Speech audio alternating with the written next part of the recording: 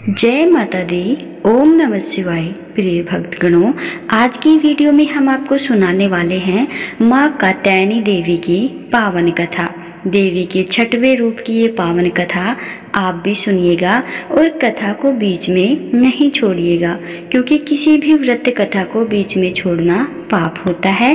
तो आइए सुनते हैं माँ कात्यायनी देवी की पावन कथा, और कमेंट बॉक्स में जय माता दी की हाजिरी लगाना बिल्कुल भी मत भूलिएगा।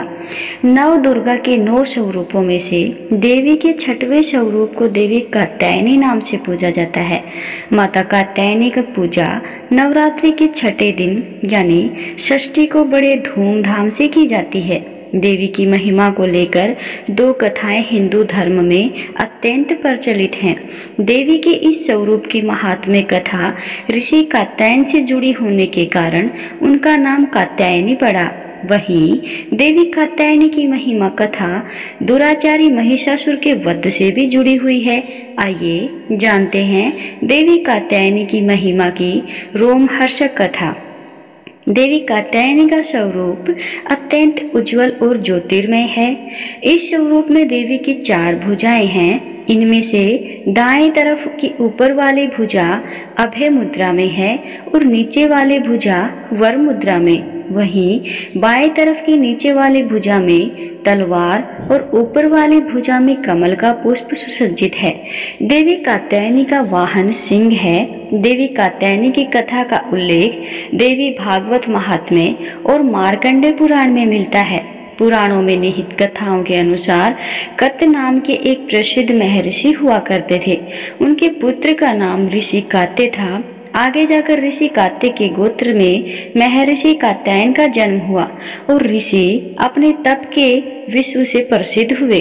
ऋषि कात्यायन की इच्छा थी कि देवी भगवती उनके घर पुत्री के रूप में जन्म ले, इसीलिए उन्होंने कई वर्षों तक देवी भगवती की कठोर तपस्या भी की। मान्यता है कि ऋषि कात्यायन की ऐसी एकनिष्ठ तपस्या से प्रसन्न होकर देवी भगवती ने जब उनकी इच्छा का मान रखते हुए उनके घर पर जन्म लिया, ऋषि कात्यायन की पुत्री होने के कारण ही देवी भगवती देवी कात्यायनी कहलाई।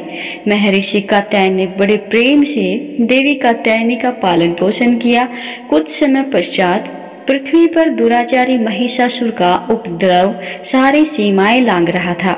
महिषासुर को ये वरदान मिला हुआ था कि कोई भी पुरुष कभी उसे पराजित या उसका अंत नहीं कर पाएगा, इसीलिए उसे किसी का डर नहीं था और देखते ही देखते उसने देवलोक पर भी कब्जा कर लिया था।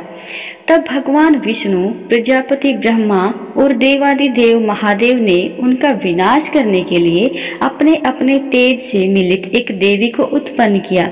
मान्यता है कि महर्षि कात्यायन ने ही इस देवी की सर्वप्रथम विधिवत पूजा की थी, इसीलिए देवी को कात्यायनी के नाम से जाना गया। वहीं देवी कात्यायनी से जुड़ी हुई एक अन्य पौराणिक कथा के अनुसार देवी की उत्पत्ति महर्षि कात्यायन के यहाँ आश्विन महीने की कृष्ण पक्ष की चतुर्दशी तिथि को हुई थी।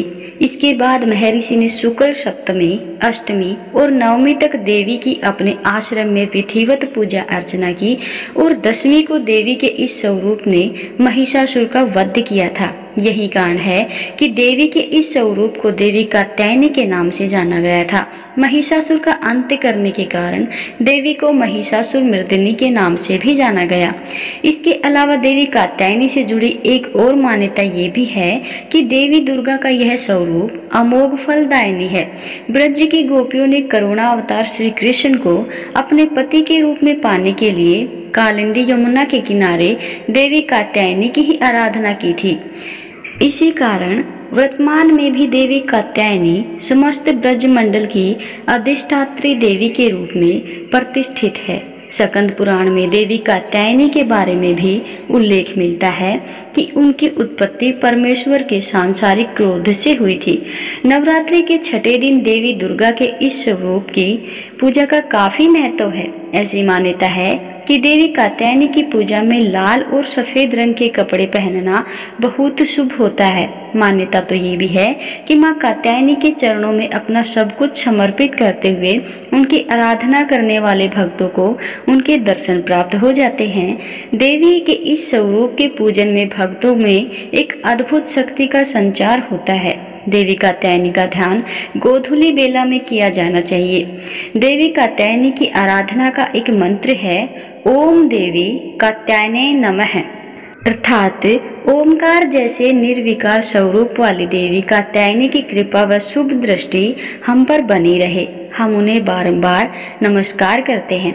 ऐसी मान्यता है कि देवी कात्यायनी को शहद अत्यंत प्रिय है, इसीलिए नवरात्रि के छठे दिन देवी कात्यायनी की पूजा में शहद या शहद से बनी चीजों का भोग अवश्य ही लगाना चाहिए। देवी कात्यायनी के विधिवत पूजन के पश्चात महादेव की भी पूजा करने की मान्यता है। देवी दुर्गा के कात्यायनी अवतार की कथा हमें ये सीख देती है कि अगर भक्ति और संकल्प सच्चा हो तो परम प्रकृति की कृपा सदैव बनी रहती है। जिस प्रकार महर्षि कात्यायन ने एकनिष्ठ तपस्या से प्रसन्न होकर देवी दुर्गा ने उनकी इच्छा और तपस्या का मान रखा, ठीक उसी प्रकार मनुष्य को भी अपनी भक्ति, निष्ठा और संकल्प के पथ पर अविचल रहना चाहिए।